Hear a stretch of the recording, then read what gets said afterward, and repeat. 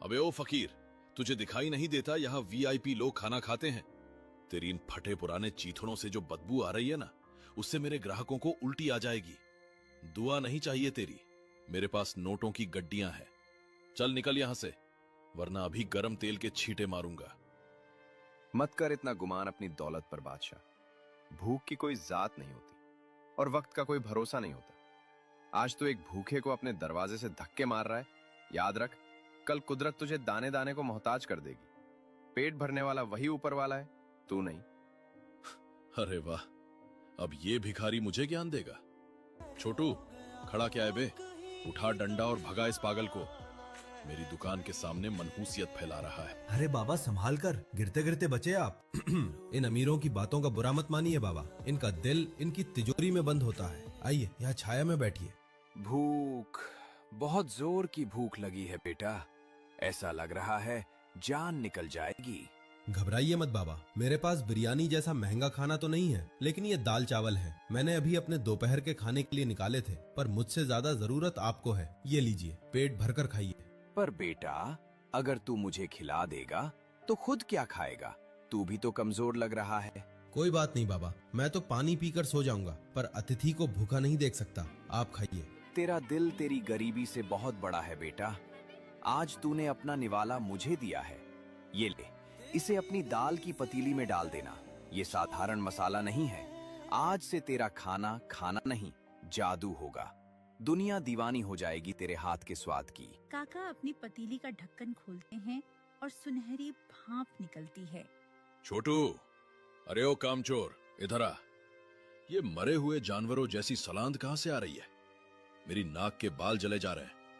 क्या तूने कल का बचा हुआ बासी खाना बिरयानी में मिला दिया है? अगर मंत्री जी के आने से पहले ये बदबू नहीं गई तो मैं तुझे इसी हांडी में पका दूंगा। सच सच बोल, क्या गड़बड़ की है तूने? मालिक, मेरी कसम ले लो, मैंने अभी अपनी आंखों के सामने बाजार से सबसे ताजा और महंगा मटन कटवाया है। मुझे तो खुद समझ नहीं आ रहा मालिक कि ये बिरयानी की खुशबू अचानक नाली की बदबू में कैसे बदल गई। ऐसा लग रहा है जैसे किसी ने काला जादू कर दिया हो। बकवास बंद कर। काला जादू नहीं, तेरी लापरवाही है ये। देख नहीं रहा, ग्राहक नाक सिकोड़ कर भाग रहे हैं। आज मेरी इज्जत का सवाल है। जा, जल्दी से 2 शीशी इत्र और गुलाब जल डाल दे। इस बदबू को खुशबू के नीचे दबा दे। मंत्री जी की नाक तक ये सड़ांध नहीं पहुंचनी चाहिए, वरना मेरा टेंडर तो गया समझो। अरे भाई, जरा रुको। क्या तुम्हें भी वो आ रही है जो मुझे आ रही है? उफ, ये कैसी दिव्य खुशबू है। ऐसा लग रहा है जैसे सीधा स्वर्ग से खाना बनकर नीचे आया हो। मेरे मुंह में तो पानी का झरना फूट पड़ा है यार। हाँ यार, पर यकीन नहीं होता। ये खुशबू उस बादशाह की बड़ी दुकान से नहीं, बल्कि उस काका की टूटी फूटी ठेली से आ रही है। चलो भाई, आज तो यही खाएंगे, चाहे जो हो जाए। दोनों दाल चावल छकते हैं। अरे बाप रे समीर, ये क्या है भाई? ये दाल नहीं है यार, ये तो अमृत है, अमृत। उफ, ऐसा स्वाद। ऐसा लग रहा है जैसे बरसों बाद मेरी जुबान को मोक्ष मिल गया हो। भाई, इसमें तो मक्खन से भी ज्यादा चिकनापन है। कहा था ना मैंने, मुझे तो लग रहा है हम इतने सालों से उस बादशाह की दुकान पर कूड़ा खा रहे थे। असली खजाना तो यहाँ फुटपाथ पर है। काका, ओ काका, सच सच बताओ, आपने इसमें क्या मिलाया है? क्या कोई जादुई जड़ी बूटी डाली है या सीधा सोना घोलकर डाल दिया है? ऐसी दाल तो मैंने अपनी दादी के हाथ की भी नहीं खाई। 1 प्लेट और लगाओ काका, नहीं 2 प्लेट और लगाओ। कुछ नहीं बेटा, मैं तो गरीब आदमी हूँ। बस सब्र की दाल है और ईमानदारी का तड़का है। बाकी स्वाद तो उस ऊपर वाले के हाथ में है। सायरन के साथ मंत्री जी की गाड़ी रुकती है। बादशाह घबराया हुआ है, लेकिन जबरदस्ती मुस्कुरा रहा है। वाह बादशाह, दुकान तो महक रही है। सुना है तुम्हारे हाथ में जादू है। अगर स्वाद पसंद आया तो 50 लाख का टेंडर तुम्हारा। पर याद रखना, हमें सिर्फ स्वाद चाहिए, तुम्हारी चिकनी चुपड़ी बातें नहीं। अरे मंत्री जी, आप पधारे, मेरी दुकान तो पवित्र हो गई। 50 लाख? अरे वो टेंडर तो आपकी जूती की नोक पर है हुजूर। आप बस एक निवाला खाइए। अगर आप उंगलियां ना चाटते रह गए तो मेरा नाम भी बादशाह नहीं। मैंने खास आपके लिए वो शाही मुगलाई हांडी बनवाई है, जिसमें जिसमें कश्मीरी केसर और ढेर सारा असली घी डाला है। लीजिए हुजूर, दिल थाम कर बैठिए। ढक्कन खुलते ही खुशबू की जगह काला धुआं बाहर निकलता है। मंत्री जी खांसने लगते हैं।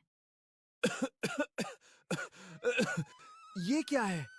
बादशाह, ये धुआं कैसा है? क्या हमें जला हुआ खाना खिलाओगे? ये क्या भद्दा मजाक है? चावल कहाँ है? मटन कहाँ है? इसमें तो सिर्फ राख और काले पत्थर भरे हैं।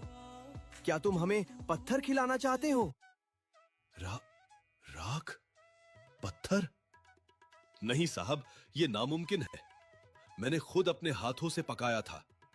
ये पत्थर कैसे बन गए? मेरी बिरयानी राख कैसे बन गई? खामोश! एक लफ्ज और नहीं। ये सिर्फ धोखा नहीं, हमारी तौहीन है। तुमने एक मंत्री को राख और पत्थर खिलाने की जुर्रत की है?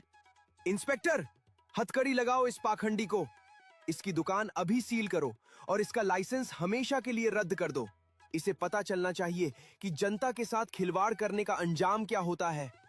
सरकार, रहम, मेरे बच्चों की कसम, मैंने कुछ नहीं किया। मैं तो बिरयानी का बादशाह हूं। मैं अपनी ही बिरयानी में राख क्यों मिलाऊंगा? ये जरूर किसी दुश्मन की साजिश है, या कोई काला जादू है। हुजूर, मेरी दुकान मत बंद करो, मैं बर्बाद हो जाऊंगा। रुको, ये खुशबू कैसी है? अभी तो यहाँ सड़ांध थी, पर अब हवा में ये केसर और इलायची जैसी मिठास कहाँ से घुल गई? ऐसी महक तो मैंने आज तक शाही दावतों में भी महसूस नहीं की। मंत्री जी काका के ठेले के पास जाते हैं। बड़े मियाँ, सच सच बताओ, आज अपनी पतीली में क्या पका रहे हो? क्या कोई गुप्त खजाना छिपा रखा है? क्योंकि ऐसी खुशबू तो साधारण खाने से नहीं आ सकती। अरे नहीं सरकार, मुझ गरीब के पास खजाना कहाँ। मैं तो रोज की तरह सादा दाल चावल बेच रहा हूँ। ना इसमें कोई महंगा मसाला है, ना घी। बस शायद किसी भूखे की दुआ और मेरी मेहनत का पसीना इसमें मिल गया है।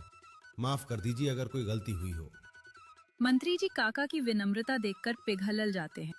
वो उत्सुकता में एक चम्मच दाल अपने मुंह में डालते हैं। सुभान अल्लाह!